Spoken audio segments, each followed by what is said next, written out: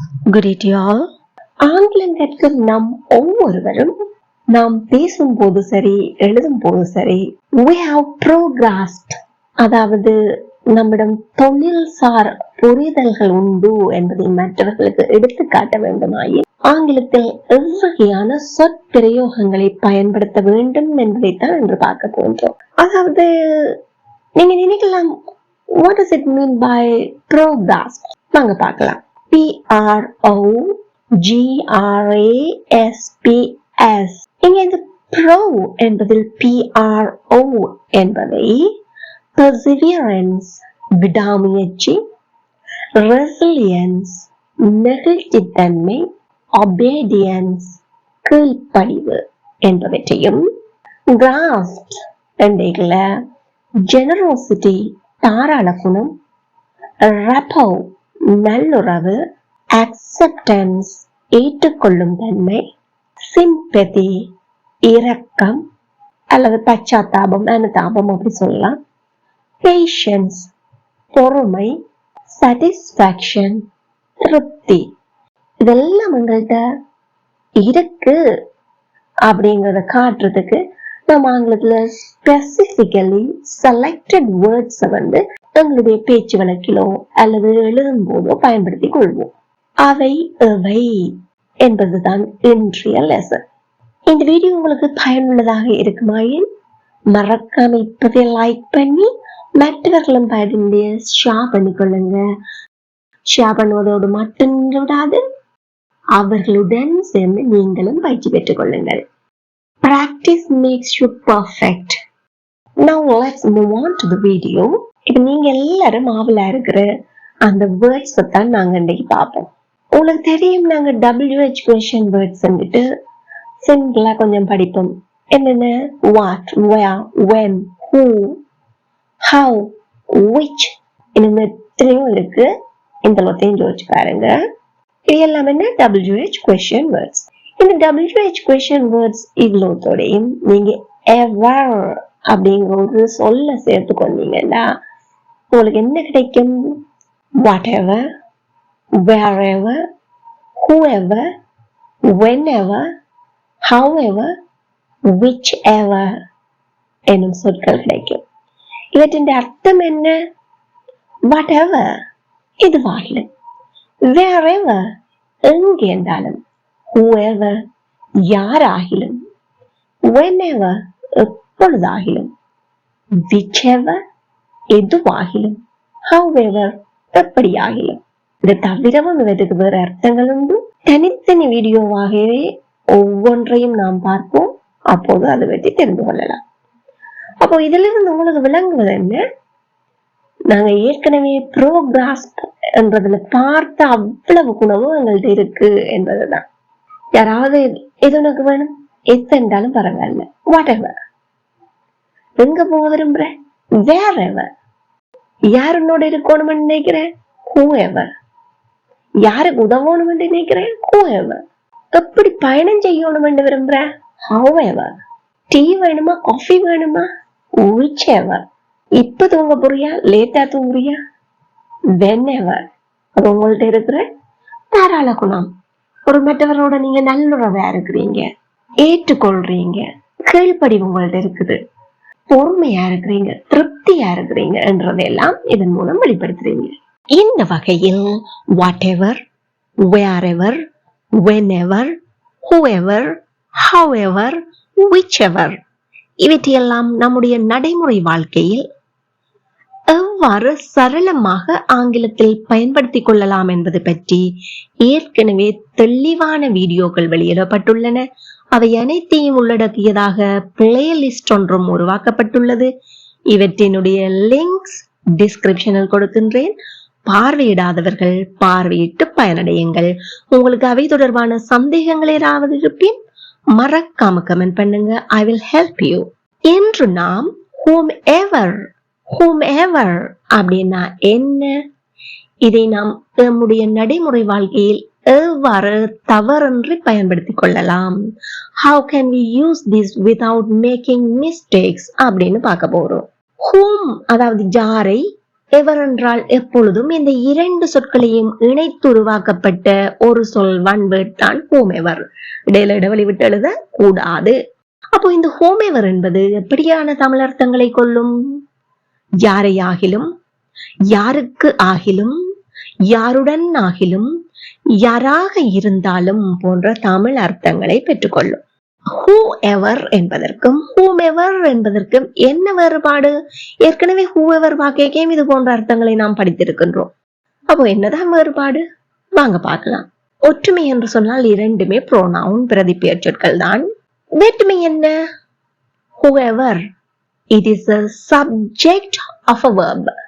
ஒரு வினைச்சொல்லினுடைய எழுவாயாக காணப்படும். That means doer of the action. ஒரு செயலை செய்பவர், doer of the action. For example, we can say whoever did this should be punished. இதை யாரு செய்தாங்களோ அவங்க தண்டிக்கப்பட வேண்டும். அல்லது இதை செய்தது யாராக இருந்தாலும், இங்கேயும் யாராக இருந்தாலும் வருகிறது, அதனாலதான் உங்களுக்கு கன்ஃபியூஷன் வரும் அப்படின்னு சொன்னேன். இதை செய்தது யாராக இருந்தாலும் தண்டிக்கப்பட வேண்டும். whoever did this, அப்ப did செயலை செய்தது யாரு, யாராக இருந்தாலும் அங்கு எழுவாய்க்கான இடத்தை தான் பெற்றுக்கொள்கிறது. ஆதலால் தான் அங்கு நாங்கள் whoever பயன்படுத்தினோம். It is a subject pronoun. அடுத்து நாங்க பார்ப்போம் whomever. whomever அப்படின்னா object of a verb or a preposition. ஒரு வினைச்சொல்லினுடைய அல்லது முன்னிடை சொல்லினுடைய object செயற்படு பொருளாக காணப்படும். That means a receiver of the action. செயலை பெற்றுக்கொள்வதாக இருக்கு. செயலை பெற்றுக்கொள்வதாக. ஆப்ஜெக்ட் ஆஃப் a verb ன்னு சொன்னா என்ன? டைரக்ட் ஆப்ஜெக்டா இருக்குன்ற அர்த்தம். அங்க வந்து டைரக்டா அந்த செயலுக்கு உரிய செயலை பெற்றுக்கொள்வது இந்த ஆப்ஜெக்டா இருக்கு. ஆப்ஜெக்ட் ஆஃப் த ப்ரொபோசிஷன் என்ன? இன்டைரக்ட் ஆப்ஜெக்டா அங்க இருக்குன்ற அர்த்தம். நாங்கள் ஆங்கிலத்துல பார்த்திருக்கிறோம், ரெண்டு விதமான ஆப்ஜெக்ட்ஸ் இருக்கின்றன. ஒன்று டைரக்ட் ஆப்ஜெக்ட் என்றுவோம், இன்னொன்று இன்டைரக்ட் ஆப்ஜெக்ட் என்று சொல்வோம். செயலை நேரடியாக பெற்றுக்கொள்வதும் மறைமுகமானது. I gave him a ball. இந்த வாக்கியத்துல பாருங்க, I gave எதை கொடுத்தேன்? பந்தை. யாரை என்பதற்கான விடை இல்லை, யாருக்கு என்னும் போது him, அவனுக்கு. அப்ப him என்பது ஒரு இன்டைரக்ட் ஆப்ஜெக்ட். அப்போ அதனால தான் நாங்க என்ன சொல்றோம், இன்டைரக்ட் ஆப்ஜெக்ட்ஸ் தான் நாங்க object of the preposition அப்படின்னு சொல்வோம். மொத்தத்துல நாங்க விளங்கி கொள்ள வேண்டியது இந்த whomever என்பது ஒரு வாக்கியத்துல ஆப்ஜெக்டுக்கான இடத்தை தான் பெற்றுக்கொள்ளும். ஒரு சில உதாரணங்கள் பார்ப்பதன் மூலம் உங்களுக்கு இது தொடர்பான தெளிவான விளக்கம் கிடைக்கப்பெறும். நாங்கள் முழு வாக்கியமாக பார்க்க போவதில்லை, இந்த whomever உடன் சேர்ந்து வாக்கிய பகுதியை தான் பார்க்க போகின்றோம். ஏன்னா உங்களுக்கு தெளிவான விளக்கம் அதன் மூலம் கிடைக்க வேண்டும் என்பதற்காக பெரிய வாக்கியம் பார்க்க நீங்கள் இந்த வாக்கியம் எவ்வாறு உருவாக்கப்படுகிறது என்பதில் தான் கன்சென்ட்ரேஷன் போடுவீங்க. இதை விளங்கி கொள்ள மைண்ட் யோசிக்காது. வாங்க பார்க்கலாம். இதே நீ யாருக்காகிலும் சொல்ல முடியும், பிரச்சனையே இல்லை, நீ யார்கிட்ட வேணும்னாலும் சொல்ல முடியும் அப்படின்னு சொல்றேன். அப்ப இங்க இந்த வாக்கியத்தை எப்படி அமைக்கலாம்னு பாப்போம். You can tell this to whomever. நாங்க இங்க whoever பயன்படுத்த முடியாது. ஏன்? இங்க preposition ஆப்ஜெக்டா இதான் அமையுது. இந்த இடத்துல நீங்கள் இங்க whomever தான் சரியான விடை என்று கண்டுபிடிப்பதற்கு அல்லது செக் பண்றதுக்கு உங்களுக்கு ஒரு இலகுவான வழி சொல்லித்தாரன். நம்ம எல்லாருக்குமே தெரியும் ஆப்ஜெக்ட் ப்ரோனவுன்ஸ் என்னன்னு சொல்லி. me, us, you, him, her, it, them. இப்ப இந்த இடத்துல யூவை தவிர வேற எதுண்டாலும் நாங்க போடலாம். போட்டு பாப்போமா. You can tell this to I. அப்படி சொன்ன அர்த்தமா இருக்குமா? No, wrong. You can tell this to me. எனக்கு சொல்லலும் நீங்க இத. You can tell this to him. சரி. You can tell this to he. Wrong. You can tell this to she. It's wrong. You can tell this to her. Perfectly correct. You can tell this to they. Wrong. You can tell this to them. Correct. அப்ப இதுல இருந்து உங்களுக்கு என்ன விளங்குது? இந்த இடத்துல எங்களால object pronoun ஒன்றை மட்டும் தான் போட முடியும். அதனாலதான் நாங்க whoever பயன்படுத்த மாட்டோம், whomever என்பதுதான் பயன்படுத்தலாம், பயன்படுத்த வேண்டும். புரிந்து கொண்டீர்களா? Very good. அடுத்த உதாரணம் பார்ப்போம். அவள் யாரையாகிலும் சந்திக்க விரும்புகிறாள். யாரென்றாலும் பிரச்சனை இல்லை, யாரை என்றாலும் சந்திக்க வேண்டும். She wants to meet whomever. She wants to meet him. She wants to meet her. She wants to meet me. அப்படின்னா தான் நாங்க சொல்ல முடியும். அப்ப அந்த இடத்துல whoever வராது. என்னதான் நிச்சயம் வர வேணும்? She wants to meet whomever. மற்றொரு உதாரணம் பார்ப்போமா? அவன் யாரையாகிலும் கேட்கலாம். ஒரு கேட்டு தகவலை அறிஞ்சு கொள்றது. கேட்க முடியும், கேட்கலாம், கேட்கலாம் என்றாமே பயன்படுத்துவீங்க. கேட்க முடியும் என்று சொன்னா can. He can ask. நாங்க he பயன்படுத்தலாமா, him பயன்படுத்தலாமா? வெரி குட், him தான். அதனால he can ask whomever. He can ask whomever. இப்போ நீங்க தான் விட சொல்ல போறீங்க. அவர்கள் யாராக இருந்தாலும் உதவுவார்கள். இனி நடைபெறப் போகின்ற விடயத்தை பற்றி பேசுகின்றோம். Comment your answer. Wonderful, you got it. இந்த வீடியோ உங்களுக்கு பயனுள்ளதாக இருக்குமாயின் மறக்காம இப்பவே ஒரு லைக் பண்ணிட்டு ஆங்கிலம் கற்றுக்கொள்ள பேர்வாவுடன் இருக்கும் அனைவருக்கும் இந்த வீடியோவை ஷேர் பண்ணிக்கொள்ளுங்க. நீங்க லைக் பண்ணினாலே நிறைய பேருடன் தானாகவே ஷேர் ஆகி கொள்ளும். அது மட்டுமல்லாது இது போன்ற பயனுள்ள வீடியோக்களை பார்வையிடுவதற்கு இந்த சேனலை இதுவரை சப்ஸ்கிரைப் பண்ணி இருக்காவிட இப்பவே சப்ஸ்கிரைப் பண்ணி அருகே உள்ள பெல் ஐக்கனையும் அழுத்தி கூடவே ஆல் என்கின்ற ஆப்ஷனையும் செலக்ட் பண்ணி கொள்ளுங்கள். அப்போ நான் போடுகின்ற ஒவ்வொரு வீடியோக்களையும் தவறாமல் உங்களால் பார்வையிட்டுக் கொள்ள முடியும். இங்கு மற்றொரு விடயத்தையும் கூறிக்கொள்ள விரும்புகின்றேன். உங்களுக்காக இடையிடையே கேட்கப்படுகின்ற வினாக்களுக்கு எனக்கு தெரியாது என்று கூச்சப்பட்டு விடையளிக்காமல் இருக்கவும் வேண்டாம். அதே போல எனக்கு தெரிந்தது தானே என்று இக்னோர் பண்ணவும் வேண்டாம், அலட்சியம் பண்ணவும் வேண்டாம். Don't ignore the comment section or don't hesitate to comment. Please do comment and get your feedback. Now, let's move on to the video. நீ தீர்மானிப்பது யாராக இருந்தாலும் நான் ஆதரவளிப்பேன். நான் ஆதரவளிப்பேன். இதை நாங்க வாக்கியத்துல முதலாவது சொல்லுவோம், ஆங்கிலத்துல சொல்லிக்கல. நான் ஆதரவளிப்பேன். என்னுடைய விருப்ப தெரிவு, willingness. I will support. I will support. நீ தீர்மானிப்பது யாராக இருந்தாலும். தீர்மானிக்கிற ஆங்கிலத்துல எப்படி சொல்வோம்? Very good. Decide. Whomever you decide. I will support whomever you decide. I will support whomever you decide. இப்போ உங்களுக்கான வினா, அவள் தீர்மானித்தது யாராக இருந்தாலும் அவளுடைய நண்பன் ஆதரவளித்தான். கடந்த காலத்தை பற்றி பேசுறோம். Comment your answer. Amazing. You got it. மற்றொரு உதாரணம் பார்ப்போம். நீங்க விரும்புகிற யாருக்காகிலும் நீங்க அந்த பூவை கொடுக்க முடியும். ஒரு பூ கொண்ட ஒரு ஆள்கிட்ட நாங்க கொடுத்துட்டு என்ன சொல்றோம்? நீங்க விரும்புற யாருக்காகிலும் அந்த பூவை கொடுக்க முடியும். நீங்க அந்த பூவை கொடுக்க முடியும். நீங்க முடியும். You can. என்ன செய்ய முடியும்? கொடுக்க. You can give. எதை? the flower. பூவை. யாருக்கு? to whomever.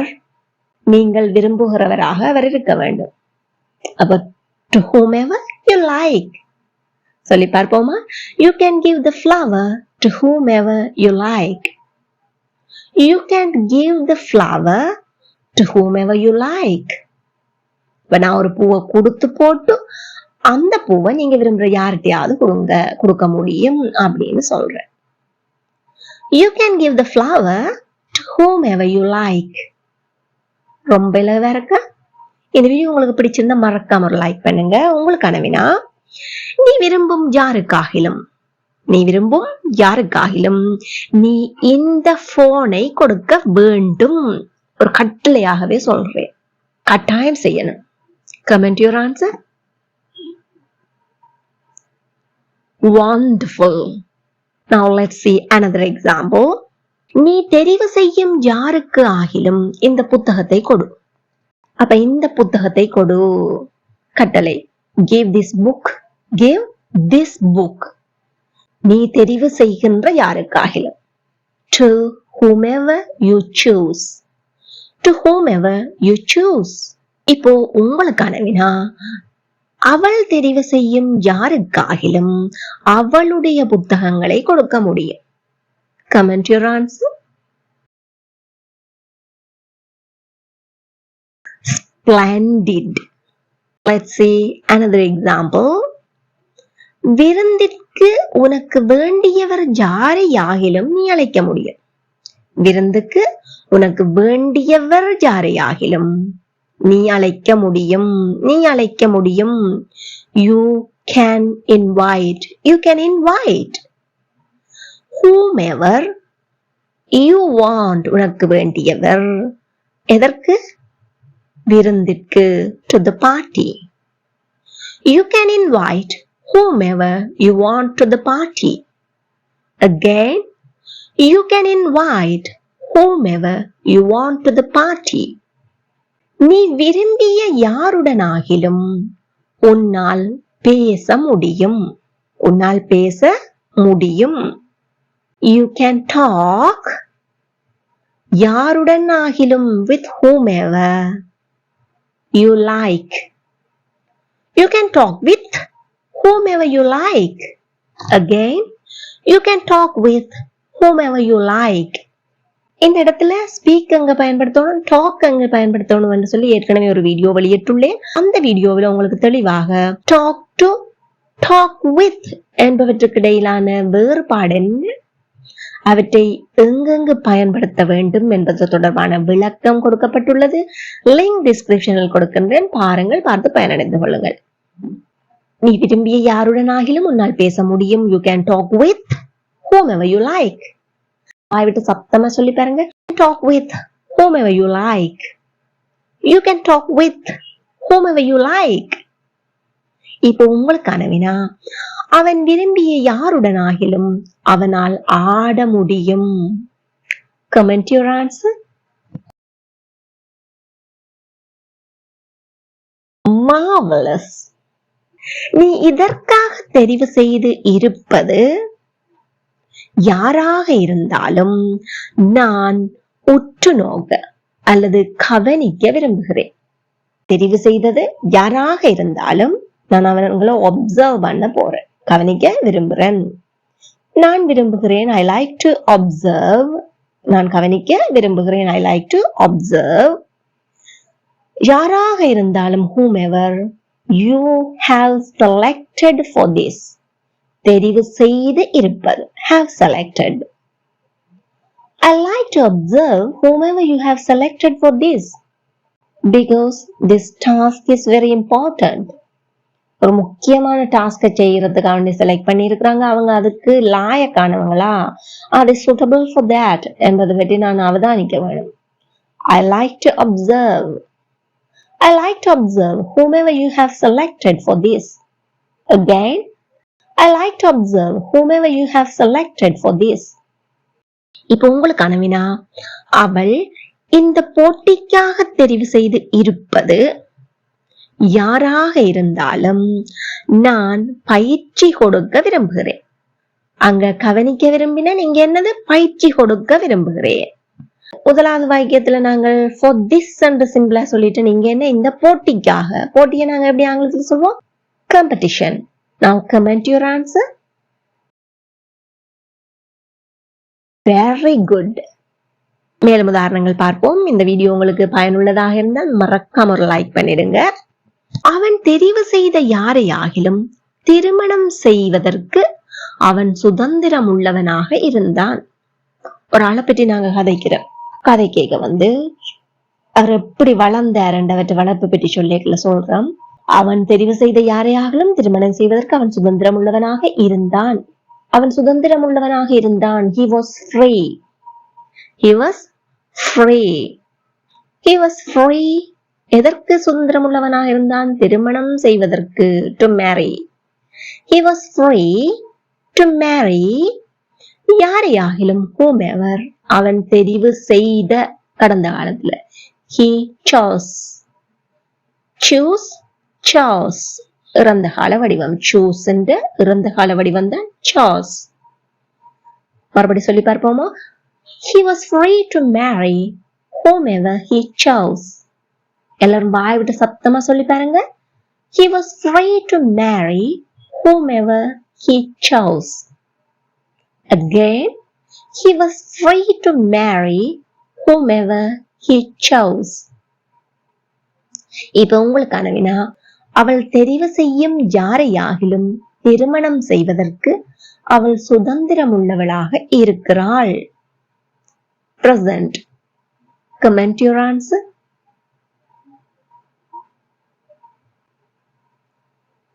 Superb. You got it. Last but not least, இறுதி உதாரணம் பார்ப்போம்.